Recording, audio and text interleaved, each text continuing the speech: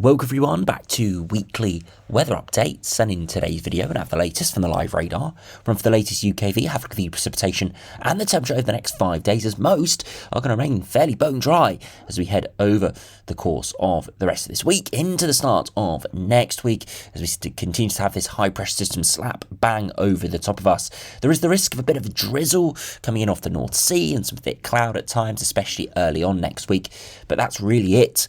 Majority of the rest of the time we're going to be very dry, mixture of cloud and sunshine, and temperatures are going to feel fairly warm by day, but maybe a bit chilly with the wind.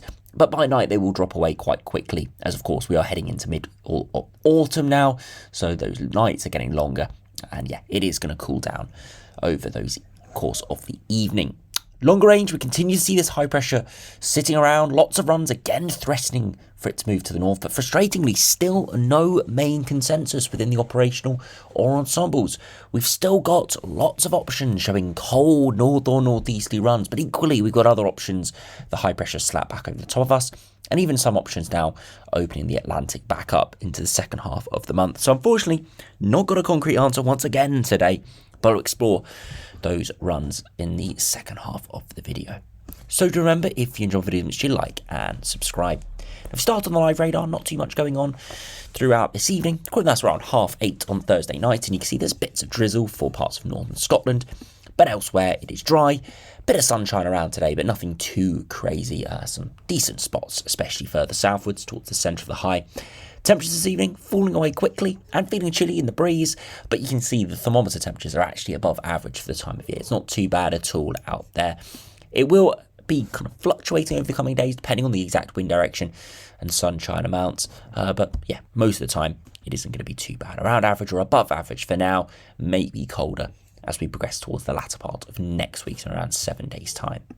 Now, if you look at the latest UKV, you can see not too much going on the precipitation front. Yes, a bit of cloud and drizzle, but we can skim through this quite quickly. As you can see, there is a little bit of rain for northern Scotland, but it skirts the edges of the sort of coastline there. And for most, it's dry with a bit of drizzle here and there, maybe in the southeast corner into Monday and Tuesday. So really not much going on the precipitation front. A very quiet next 5 days. Perhaps it will liven up a little bit later on next week, but even out towards day 6, day 7, not expecting much activity at all. Now, if you have a look at the 2 metre temperatures, you can see again tomorrow afternoon, 16, 17, probably feel a couple of degrees cooler than that with the wind, but still not too bad for middle of October.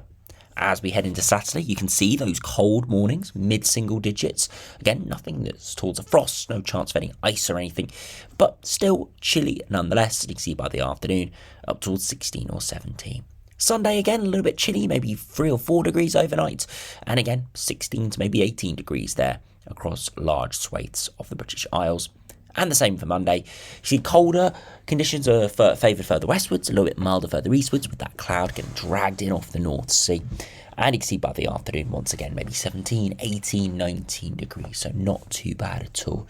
And then finally into Tuesday, once again, looking at kind of 15 to 17 degrees, so not too bad as we progress into next week. Remaining fairly mild, but still a little bit of a chill in the air. It's autumn, of course, but it's bone dry for most, and yeah, no real changes today when we're looking at that kind of short to medium range forecast. Longer range, continuing to see considerable uncertainty. High pressure slap bang over the top of us into next week. As we progress beyond day 5, where we get out of the UKV timeframe, we see the ridging up towards Greenland, but it never fully develops here from the latest GFS. You can see this little low riding above the high, squashes that extension towards Greenland. And you can see generally we stay under higher pressure with perhaps northerly or northeasterly flows, so keeping it a little bit cool. But as I said, nothing particularly remarkable at all. Upper air temperatures hovering around average or more below average, longer range, before eventually, high pressure just stays over our shores. Again, if we look at the accumulated precipitation, look at the UK, very, very little. Rain skirting around our edges, but for some, seeing 0 millimetres throughout the next 15 days, which is pretty extraordinary for October, I must say. It's a very dry spell. It will be unusual during the middle of the summer to see no precipitation. That's generally the drier time of the year. We're getting towards the wetter and unsettled time of the year. Of course, we've already had a hailstorm through this autumn, And look at this, very little precipitation at all. So again, another remarkable GFS run. No very cold air masses involved here, but nonetheless, still a very dry and blocked pattern continuing. Now, once again, unfortunately, the GM is not running. Again, I don't know what the issue with it. Maybe I'll have a look, find out what that issue is over the next couple of days if it's not back. But we've not had an updated run since Tuesday, so coming on to 2 to 3 days comes later tonight. So, don't know what's going on there, but we'll have a look at the East Indo F nonetheless. High pressure involved once again, ridging up towards the north. But again, lows out in the Atlantic, not allowing that ridging to develop too much. This is a classic kind of proper wintry spell breakdown here. A bit of disappointment with this low trying to break through. It's another one. It's one of those patterns that if we were in the midst of winter and we were looking for some snowfall, this would be a real model breaker here with the that low pushing through would be a pretty big annoyance, and we would be looking out for it a lot. But in this scenario, we're mid-autumn, so it's not going to develop into anything too extraordinary regardless of what happens. But you can see the overall evolution. High pressure trying to ridge towards Greenland. We're trying to pull in this north or northeasterly wind, but because of this big Atlantic low with a lot of warm air involved, it doesn't really allow that pattern to fully develop. So it stays very slow moving, stays relatively blocked, but that block isn't over Greenland like we have seen some runs recently. So another in-between run. It's like the GFS. It goes cooler, or at least chillier, below average, but nothing too unremarkable.